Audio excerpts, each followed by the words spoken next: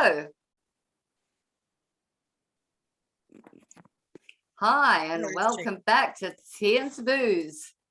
I'm Tracy. Sorry, my hands on they've totally uncoordinated today. Hi, I'm Tracy. And I'm Alana. Hey guys, welcome back to Tea and Taboos. It's been a little minute, hasn't it, since we hopped over to this channel, hasn't it? Well, as I said, we have. I've actually posted two. We've had 2 episodes out, so it's not too bad.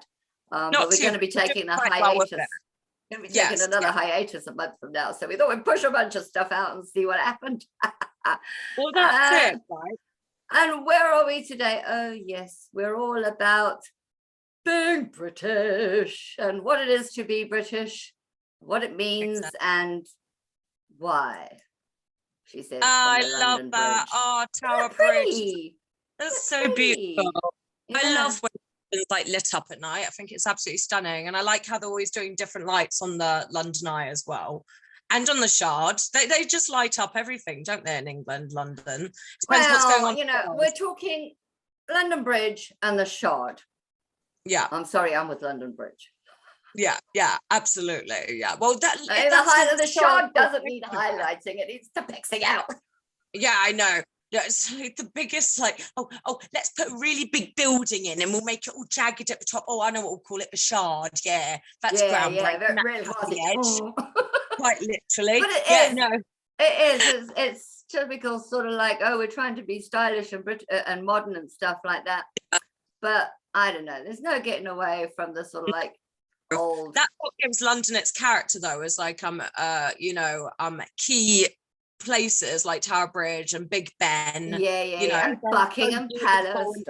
Yeah, they're so beautiful in their stature. Like, why would you even want to change that? Like, that's stunning, you know. Well, yeah, and I mean, I've heard of people turning around saying, "Oh, we'll just turn back Buckingham Palace into a freaking hotel." You bloody well will not, say I. No, excuse me, that's been You're not damaging that architecture with the plebeians of society calling it the freaking Marriott.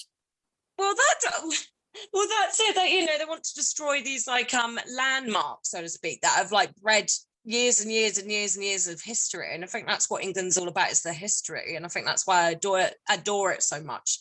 Well, I mean, it's that, and the fact that really these are the reasons why people come to visit our country. It is not for the great British cook-off, or should I say the great British food. I mean, bangers and mash. Yes, we were just saying that it's very homely, our cooking, isn't it, in England? Like it's stuff like grandmas always make, like your cottage pie, your shepherd's pie, you know, like bangers and mash. It's all very homely. Gravy, you know, English breakfast, lots of greasy food. Yeah, which is really, it's like a heart attack waiting to happen. Pretty much, like, you know, like the fish and chips, like, you know, even back in the day, what was it like? My dad used to tell me, they probably still do it in some places with the Mars bar. They deep fry the Mars bar. That's in Scotland. They do that in Scotland. You know, I've still never eaten a deep fried Mars bar. I never been to Scotland. Oh, there you go. Scotland's beautiful. I mean, I've been from John O'Groats at the top to Land's End. Actually, I think it was Land's End to John O'Groats. I can't remember which way we did it now. Yeah. But talking British food, I mean, look at that. That's high tea.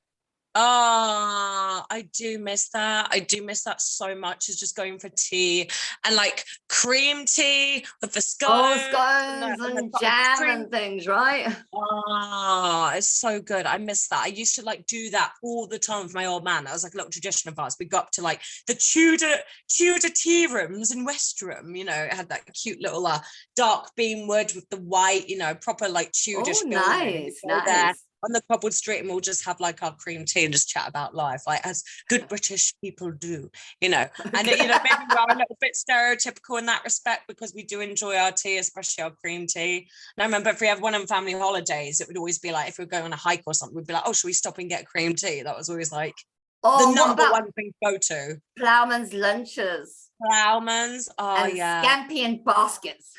Scampi. Oh yeah. Oh, good old scampi. Yeah, I forgot about scampi. My mum was obsessed with scampi when she came to England. She just loved scampi and chips. Like, if she didn't know what to get, to I'll just get scampi. Yeah, it was food, and it was good, and it was, you know, nice. who was it? There was some actor that actually like she was in Midsummer, I forget her name, and she's like eating all of these traditional British foods. You've got to check it out, and it just makes you so hungry to eat like an absolute gluttony, all this British food. And she's talking about like you know, like a Scotch egg, and she's like, this is what this is. Oh. I'm like, oh, just yeah, we do have some great food. People probably look at it and be like, oh, it's a bit bland, but you know, to us it's homely, you know, Well, it's yeah, sentimental, but then of course you you know. don't. I mean, it's not like you actually are going out to visit countries that you know, you want to do something different. And although saying that, there is a thing about the British holidayer, vacationer who goes off to Spain and says, "Why aren't they speaking English?" Oh, that's oh no. Or the yobs on, and I've never been to Ibiza, and from what I've heard, I don't think I want to go. I don't think I want to go either. It just seems like that's like a very traditional Brit like holiday, especially for lads start. Oh yeah, we're going to Ibiza. Me and the boys going to Ibiza, and that's where that British show, I think it was, where it was like the spy cam. So the parents actually followed the kids to Ibiza to see what they were getting I saw up that to. once, and I thought that was Something pretty like that. The ridiculous. And I'm parents just thinking see to it. myself, hang on a second, I don't think I was much more better behaved myself. Yeah. But I'd probably be the you same. know, I'd be like, what are my offspring up to? What are they doing? Dirty stockouts. no, that actually, that's what I was. Rocking at 3 o'clock in the, where have you been, Jessie? Stop out. Oh Well, I my did God, come home, Mom. I'm not that dirty. Yeah, that's hilarious. But you know, it was just those kind of programs where they get absolutely sloshed. You know, these teens and these like Jack the Lad kind of guys, and they I got know. to lunch trip Ridiculous. watching. Absolutely I know, yeah. ridiculous. Sounds like a messy time. I worry that I go to Ibiza and be like drugged or something and not like make it out. I'd worry That's what about I get that. worried about. Like, But I mean, you have to have a look at this next slide. It's from TripAdvisor of people who've been to the UK and places, right? oh yeah. There we go. Big Ben. Oh, beautiful. Just a big Oh, clock. Warwick Castle. Big Ben. And then we've wings. got Arthur's Seat, which I think is in Wales, misleading. Yeah. I've never been there, you know, to Arthur's Seat. No, I don't I think mean, Arthur's Seat. No, I don't think I've ever been. I have, you know, although I do have a kind of like mysterious idea of what it would be like. You know, you've read books and you sort of like want to see if you're going to wander into the mists of Avonlea and get taken off by fairies. Oh my God, brilliant. You know, Stonehenge is always something that's fascinated me as well. And there's all kinds of like, you know, what they said about Stonehenge, that you can't read it on the screen. I don't think it actually said like Stonehenge, more rocks. Yeah, just rocks. And people were like, oh, who put them there? Was it aliens? Was it giants? Was it people? Why did they make it? You know, it's one of those like, I know, it's a building that fell down and that's all that's left. Yeah, literally, but I just love the conspiracy theorists. They're like, oh yeah, aliens put it there, extraterrestrials. You know, that was something that my uncle used to say to me and my sister when we were younger. That's with aliens, UFOs. He's like, yeah, it's the aliens that put them there to let them know that to let us know that they're here, and you know, is that just foreigners that think it's aliens, or is that the British as well? Because as far as I know, I don't know. British, the Druids put it there. Because I've got some friends who are like that as well. Like, I don't think it's really from here, you know. So I do have quite. You know what is from here? Fun to hear the different conspiracy theorists. You know what is from here? And I was raised on it. The Beatles, Abbey Road. And on this TripAdvisor, the guy said, almost got myself run over. Thinking, well, you should look both ways, right? That's London for you. London's quite terrifying to walk into as a city because it's so scattery, the roads, and you've got like your red zones, don't you, where you can't stop, you can't park, you can't do anything. And a lot of people can't get.